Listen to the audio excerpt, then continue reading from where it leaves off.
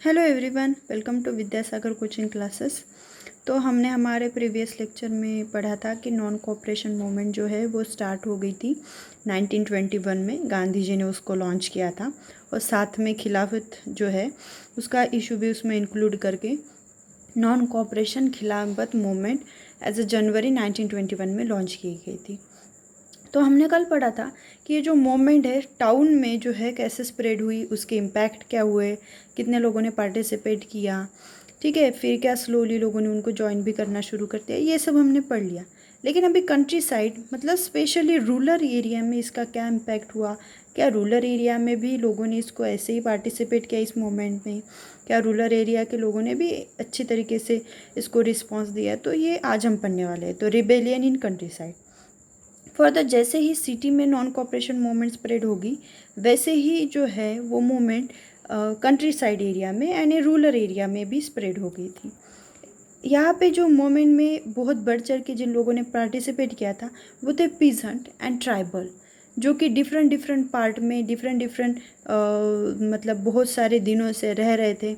और आपको पता होगा हमने 8-9 के लेक्चर में मतलब 8-9 में भी पढ़ा होगा आपने कि हमने पढ़ा था कि बहुत सारे ट्राइबल्स पीपल जो है वो बहुत दिनों से इनके खिलाफ जो है एक तरीके से स्ट्रगल कर रहे थे। तो आज हम नॉन कोऑपरेशन मूवमेंट में उन्होंने क्या पार्टिसिपेट किया, किस तरीके से उन्होंने इस मूवमेंट में जो है एक तरीके से इस मूवमेंट को आगे लेके चले, वो आज हम पढ़ेंगे। सबसे पहले दिया है अवध के बारे में। Okay, you can see here Awadh में जो है पीजेंट जो है वहाँ, और देखो ये जो मूवमेंट गाँव में हुई थी कंट्री साइड में, वहाँ पे जो वहाँ के जो लोकल लीडर थे उन्होंने इस मूवमेंट को लीड किया था, ठीक है, पार्टिसिपेट किया था उसमें। लीड करना यानी उस मूवमेंट का आगे लेके चले जाना, लीडर बनना एक तरीके से। तो अवध में इस मूवमेंट को लीड किया था वो थे बाबा रामचंद्र। और ये जो बाबा रामचंद्र थे एक सन्यासी थे जो कि पहले फिजी में, एक तो फिजी पता होगा आपको, ये कंट्री का नाम है। फिजी में एक तरीके से वो इंडेंचर लेबर का मतलब क्या होता है, एक तरीके से कॉन्ट्रैक्ट किया जाता है कि आपको कॉन्ट्रैक्ट के थ्रू आपको काम करना पड़ता है। इंडेंचर लेबरर थे वहाँ पे वो।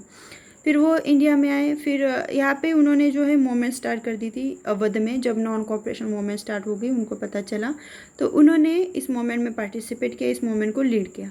तो ये मूवमेंट उन्होंने जो लॉन्च की थी वो स्पेशली तालुकादार एंड लैंडलॉर्ड के खिलाफ थी। क्योंकि ये लोग क्या करते थे, तालुकादार एंड लैंडलॉर्ड क्या करते थे, इन लोगों से बहुत बड़े पैमाने पे हाई रेंट्स मांगते थे। उसके बाद में सेसेस भी मांगते थे, अदर सेसेस।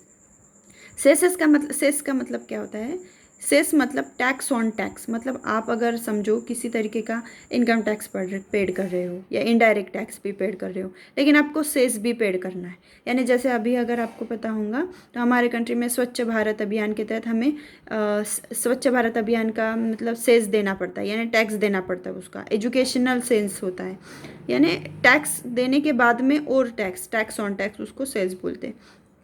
तो पीजेंट जो थे वो जो रेंट पे खेती लेके मतलब फार्म लैंड लेके जो है वो फार्मिंग करते थे, उनके लिए ये जो लैंडलॉर्ड एंड तालुकादार जो है वो बहुत बड़े पैमाने पर हाई रेंट जो है वो चार्ज करते थे और उनको अलग अलग तरीके के सेसेस मांगते थे। जैसे कि मैंने आपको बताया, जैसे कि एजुकेशनल सेस है अभी हमारे कंट्री में, एनवायरमेंटल सेस है, वैसे ये लोग भी उस टाइम में अदर तरीके के जो सेस है वो मांगा करते थे।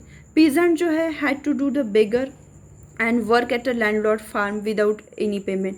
और ये जो पीजेंट जो है उनको एकदम बेगर मतलब पता है ना कि उस इंसान को किसी भी तरीके का पेमेंट नहीं मिलेगा, बस उसको काम करना पड़ेगा। तो उसको उनको काम पर करना पड़ता था विदाउट एनी पेमेंट। एज टीनांट जो थे उनको किसी भी तरीके की सिक्योरिटी नहीं थी। टीनांट का मतलब क्या होता है कि पीजेंट ही मतलब लोग क्या करते थे कि लैंड जो है वो रेंट पे लेते थे और लीज पे लेते थे और फिर उस पर फार्मिंग करते थे। लेकिन ये क्या करते थे लोग, और लीज पे लैंड लेना का मतलब क्या होता है कि एक तरीके का कॉन्ट्रैक्ट होता है, फिक्स कॉन्ट्रैक्ट होता है कि 5 साल के लिए अगर आपने किसी लैंड को लीज पे लिया है तो 5 साल तक आप ही काम करोगे उस लैंड पे, कोई और नहीं करेगा। लेकिन यहाँ पे अलग था, ये लोग लैंड तो लीज पे देते थे, उनसे पेमेंट तो ले लेते थे, लेकिन बीच बीच में उनको उस लैंड से निकाल देते थे कि आपको यहाँ पे काम नहीं मतलब उनको काम नहीं करने देते थे। तो एक तरीके से रेगुलरली इन्वाइट करना, उनको कोई भी सिक्योरिटी नहीं थी टेन्योर की कि कितने दिन तक काम कर रहे हैं, और उन्होंने जो लैंड लीज पे ली है उस पर उनका कोई राइट नहीं होता था। तो इस तरीके के टिनांट्स जो है वो भी बहुत ज़्यादा मतलब उनको भी बहुत ज़्यादा प्रॉब्लम फेस करनी पड़ती थी।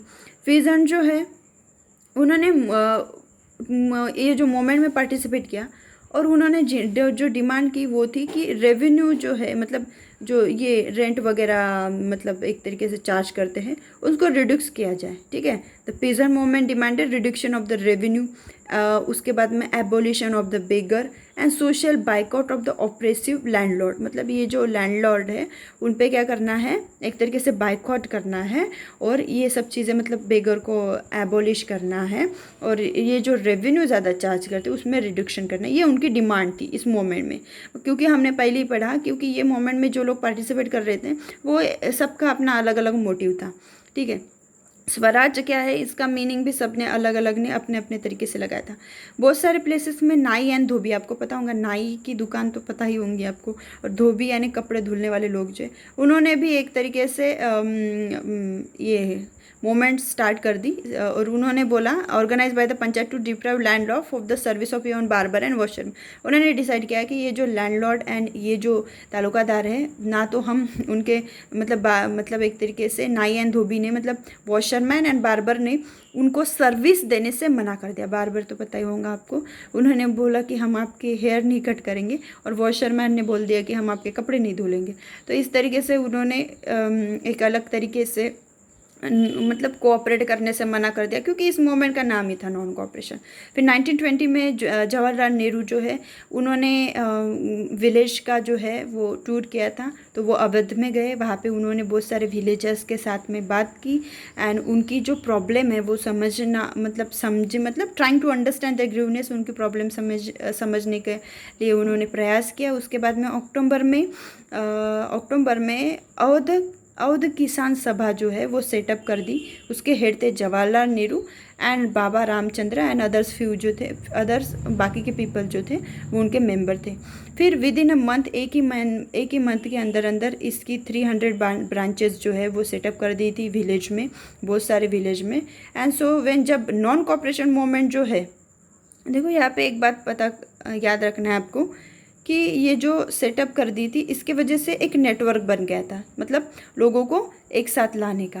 तो जब नॉन कोऑपरेशन मूवमेंट स्टार्ट कर दी तो बहुत सारे लोगों ने इसमें जो है वो पार्टिसिपेट किया, और कांग्रेस ने बहुत सारे लोगों को इंटीग्रेट किया मूवमेंट में, बहुत सारे लोगों को इंटीग्रेट किया। अवध पीजेंट जो थे स्ट्रगल कर रहे थे इनटू द वाइडर स्ट्रगल में।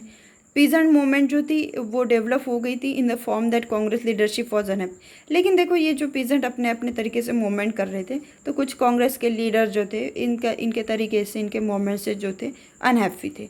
एज मूवमेंट जैसे स्प्रेड हो गई थी क्यों अनहैप्पी थे आगे दिया है, क्योंकि जो मूवमेंट जैसे स्प्रेड होगी 1921 में, तो इन लोगों ने क्या किया, फिर पीजेंट ने तालुकादार एंड मर्चेंट उनके घरों पे अटैक कर दिया, लूटपाट करना शुरू कर दिया, बाजार लूटपाट करना शुरू कर दिया। ग्रेन जो होर्ड थे यानी जहाँ पे अनाज के एक तरीके से वेयर हाउसेस में रखे थे, वहाँ पे उन्होंने अनाज लेके गए लोग वहाँ से। बहुत सारे प्लेसेस में लोकल लीडर जो है उन्होंने पीजेंट को बताया कि गांधी जी ने डिक्लेयर कर दिया है कि किसी भी तरीके का टैक्स हमें पेड नहीं करना है, और उन्होंने ये भी बोला कि गांधी जी का ये भी कहना है कि जो लैंड है उसको रीडिस्ट्रीब्यूट कर दिया जाए अमॉन्ग द पुअर। मतलब इन्होंने गांधी जी का नाम यूज़ करके जितने भी सैंक्शन इस पे लगाए हैं, all the sanction and aspiration, उसको पूरा करने के बारे में सोचा। तो ये इस तरीके से ये जो मूवमेंट है ये स्प्रेड हो गई थी। मतलब ये जो पीजेंट लोगों ने थोड़ा सा वॉयलेंट रुख अपनाया था, क्योंकि देखो इन्होंने घरों पे अटैक कर दिया, लूटपाट कर देना शुरू कर दिया। तो आपको तो पता है गांधी जी को पहले से ही वॉयलेंस जो है वो नहीं पसंद था। गांधी जी नहीं चाहते थे कि मूवमेंट जो है किसी भी तरीके से वॉयलेंट रूप में, मतलब वॉयलेंट मोड में बदल जाए। तो इसीलिए कांग्रेस के लीडर जो थे इससे अनहैप्पी थे। तो आज हमने ये पढ़ा कि मतलब रूरल एरिया में क्या हुआ था, लेकिन आगे भी और इसका एक टॉपिक है जो कि हम आगे के लेक्चर में पढ़ेंगे। ठीक है, तो thank you for watching this video. Have a awesome day.